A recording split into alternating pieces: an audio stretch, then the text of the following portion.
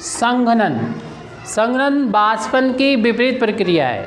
बाष्पन में हमने देखा था कि जो द्रव था वो द्रव वाष्प में बदल रहा था, तो इस क्रिया को बाष्पन कहते हैं। संघनन में इसका उल्टा है, वाष्प जब बदल जाए द्रव में तो इस क्रिया को कहते हैं संघनन बोलते हैं। संघनन की क्रिया आपने देखी होगी, आपने संघनन की क्रिया को देखा होगा कि एक गिलास में अगर हम बर्फ़ के छोटे छोटे टुकड़े रख दें, और आपने देखा होगा जब आपको शरबत मिलता है, कोल्ड ड्रिंक मिलती है, तो देखा होगा कि उसमें छोटे छोटे जो है वो बूंदें गिलास में आ जाती हैं। कहाँ से आ जाती हैं? ऐसा तो नहीं है कि गिलास के अंदर से बूंदें बाहर आ जाएं पानी की, ऐसा तो नहीं हो सकता, क्योंकि गिलास तो बना होता है सॉलिड से, वहाँ से तो पानी रिस्क के नहीं आएगा, कोई चीज़ नहीं आती है। अभी सर्दियों में नहीं आती है तो गर्मियों में भी नहीं आएगी। तो वो होता ये है कि वायुमंडल में वाष्प, जल वाष्प हमेशा घुली रहती है।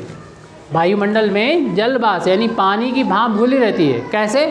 कि हमने पानी डाला, सूख जाता है, कहाँ चला गया? वो भाप बन के उड़ गया और वायुमंडल में मिल गया। इसी तरीके से तालाबों में धूप पड़ती रहती है, और धूप पड़ेगी उसका ताप बढ़ेगा, और ताप जब बढ़ता है तो बाष्पन की क्रिया तेज़ी से होती है। उसका जो पानी है भाप बन के वायुमंडल में मिलता रहता है। सिर्फ तालाब नहीं है, नदियाँ हैं, झीलें हैं, समुद्र हैं, तो इनका पानी जो है धीरे धीरे चला जाता है, वायुमंडल में मिलता जाता है।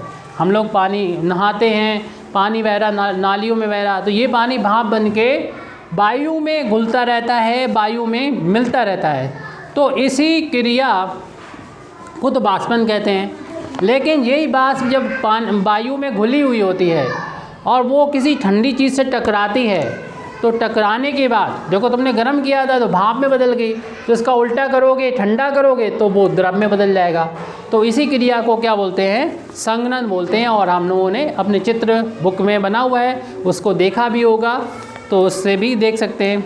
और यहाँ पर अपना एक इन्होंने एक्सपेरिमेंट किया है, आप लोग भी इस पर अपने माँ बाप के साथ में, यानी मम्मी पापा कोई भी हों उनके साथ जो है ये एक्सपेरिमेंट कर सकते हो। यहाँ पर इन्होंने केतली ली है, और केतली में क्या किया है? पानी को भरा है, पानी को भर लिया, और पानी को भरने के बाद यहाँ पर स्टोव में यानी चूल्हे पे रख दिया। वो चूल्हा चाहे आपका कंडों से चलने वाला हो, या वो चूल्हा चाहे तुम्हारा गैस से चलने वाला हो, या किसी और तरीके से चलने वाला हो, कुल मिला के गर्म करना है। गर्म करके इसकी भाप बनेगी, और उससे पहले आपने क्या कर रखा है, इसी जहाँ इसकी टोटी है उसके सामने एक गिलास में बर्फ़ के छोटे छोटे गिलास में टुकड़े डाल लिए। बर्फ़ तो आपको मिल ही जाएगी, फ्रीजर से निकाल लेंगे फ्रिज में से, और फिर उसके बाद जब ये भाप बन के जाएगी तो देखेंगे छोटी छोटी बूंदें जो होंगी वो बरस जाएंगी।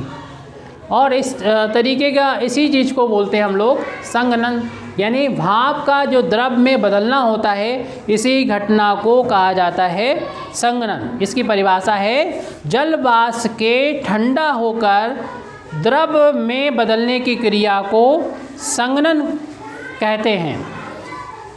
यानी वायुमंडल की वाष्प ठंडी होकर संघनन द्वारा जल की बूंदों में बदल जाती है, ये हम लोग जानते हैं।